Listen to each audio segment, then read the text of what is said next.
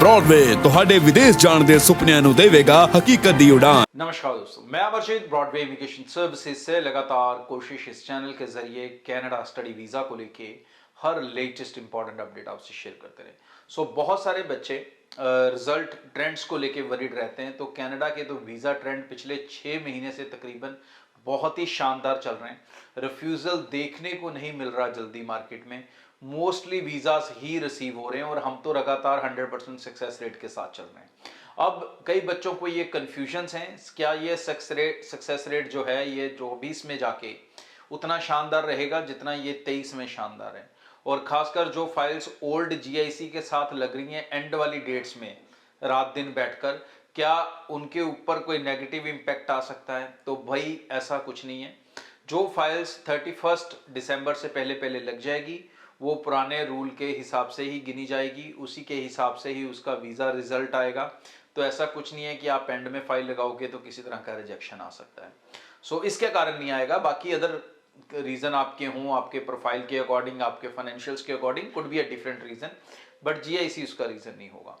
2024 में visa trend जो शुरू का 2024 है उसमें तो नहीं बदलेंगे। मेरे ख्याल से अगले 3 महीने भी ये रिजल्ट्स कंटिन्यू रहेंगे। और उसके बाद क्यों बदलेंगे, उसका कारण सिर्फ यही है क्योंकि मैं ये नहीं कह रहा 3 महीने बाद ही सिस्टम आ जाएगा, हो सकता है उसको आने में 6 महीने लगें, बट वो अनाउंस कर चुके हैं कि वो कॉलेजेस इंस्टीट्यूट्स को कैटेगराइज करने वाले हैं। अगर वो कैटेगराइज करते हैं तो बहुत सारे इंस्टीट्यूट्स ऐसे हो जाएंगे जिनके अंदर वीज़ा सक्सेस रेट अफेक्ट करेगा, उतना ज़्यादा सक्सेस रेट नहीं मिलेगा और कईयों में बहुत ज़्यादा मिलेगा। जैसे आज की डेट में हम देखते हैं कि जो वीज़ा सक्सेस रेट है वो प्राइवेट और गवर्नमेंट में उतना अंतर ही नहीं रह गया। प्राइवेट कॉलेजेस में भी धड़ाधड़ वीज़ास देखने को मिल रहे हैं और गवर्नमेंट कॉलेजेस में तो पहले से मिलते थे तो आज भी मिल रहे हैं। अब आगे जो आने वाला समय है उसमें आपको ध्यान क्या रखना है और कहां पर आप अपनी बचत कर सकते हो।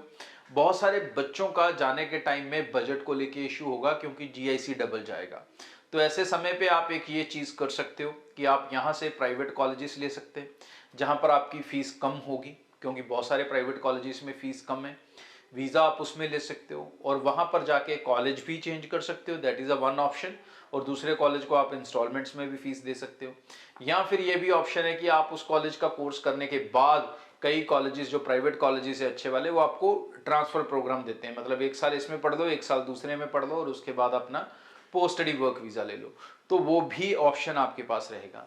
आगे आने वाले समय में जो आप ऑप्ट करते हैं वो कर सकते हैं, वो यही है कि आप ऐसे कॉलेजेस, इंस्टीट्यूट्स और इवन यूनिवर्सिटीज़ भी ले सकते हैं जिनके अंदर फीस स्ट्रक्चर कम रहेगा। फीस कम होने से आपका कहीं ना कहीं जो बजट है वो उसमें चीज़ें पूरी आने की कोशिश हो सकती है। इस तरह की चीज़ों के ऊपर आपको ध्यान ज़रूर दे सकते हो और ब्रॉडवे कोशिश करेगी कि आने वाले दिनों में आपको ऐसे कॉलेजेस, यूनिवर्सिटीज़ की लिस्ट दी जाए जिसके अंदर जो फीस है वो कम रहे, ताकि आप ज़्यादा से ज़्यादा उसमें अपनी अफोर्डेबिलिटी बना सकें। बहुत सारे आपको ऐसे कॉलेजेस, यूनिवर्सिटीज़ मिल सकते हैं जिनके अंदर जो फीस है वो 10,000, कई केसेस में इससे भी कम फीस के अंदर ऑप्शंस स्टार्ट हो जाती हैं और अपना करियर अपॉर्चुनिटीज़ आप क्रिएट कर सकोगे, कनाडा जाने का अपना सपना पूरा कर सकोगे।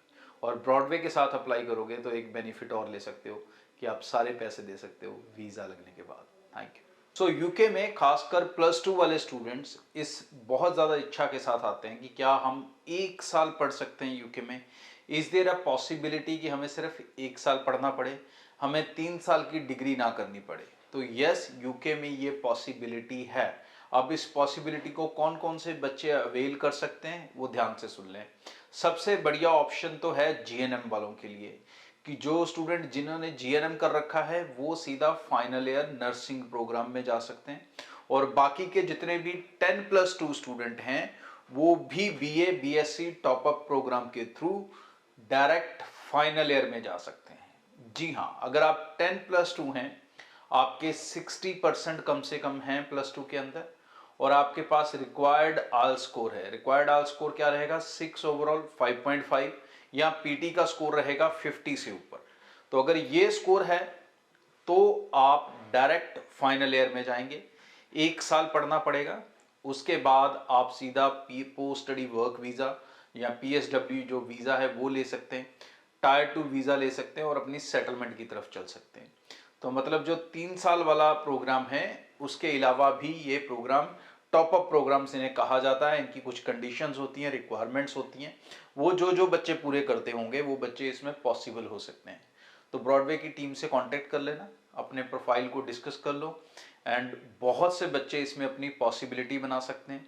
और इसमें एक बेनिफिट ये भी है कि गैप का कोई मसला नहीं है, चाहे आपका गैप 2 साल है, 3 साल है, 4 साल है, 5 साल है या इससे ज़्यादा भी होगा तो भी एडजस्ट हो जाएगा। Only thing that required mainly is that your 10+2 with 60% और इंग्लिश का स्कोर अल्टरनेटिवली, चाहे वो आल्स करके हो, चाहे पीटी के थ्रू हो, या फिर आप सीबीएसई स्टूडेंट हैं और आपके 70% इंग्लिश में हैं तो वो भी आपको हेल्प करेंगे। अगर ये रिक्वायरमेंट्स आप फुलफिल करते हो तो यस, आप सीधा फाइनल ईयर में जा सकते हो। ब्रॉडवे टीम से कांटेक्ट कर लेना। हमारे ऑफिसेस आपकी सुविधा के लिए पूरे नॉर्थ इंडिया में हैं और आज खुले हैं और कल भी हाफ डे खुले हैं। उसके बाद संडे और मंडे ऑफ रहेगा, फिर ट्यूसडे ओपन होंगे। जम्मू ऑफिस में मिल सकते हैं, पंजाब के कई शहरों में हमारे ऑफिसेस हैं, तकरीबन 9 शहरों में। उसके बाद हरियाणा में मिल सकते हैं, 4 ऑफिस हैं, न्यू दिल्ली में मिल सकते हैं, गुजरात अहमदाबाद में हमारी टीम से मिल सकते हैं। निश्चिंत बेफिक्र होकर अप्लाई कर सकते हैं। और सबसे बड़ा बेनिफिट जो आपका रहेगा कि आपको पैसे देने हैं वीज़ा लगने के बाद। आगे भी इस चैनल के जरिए रेगुलर अपडेट आपको मिलते रहेंगे। यूके स्टडी वीज़ा को लेके चैनल को सब्सक्राइब करना ना भूलें। और इसके साथ साथ जो लोग स्पाउस जाना चाहते हैं स्टूडेंट वीज़ा के ऊपर, तो उनके लिए भी पॉसिबिलिटी है। अगर वो ग्रेजुएट हैं तो वो रिसर्च प्रोग्राम के थ्रू यूके विद स्पाउस जा सकते हैं। ब्रॉडवे ਤੁਹਾਡੇ ਵਿਦੇਸ਼ ਜਾਣ ਦੇ ਸੁਪਨਿਆਂ ਨੂੰ ਦੇਵੇਗਾ ਹਕੀਕਤ ਦੀ ਉਡਾਨ।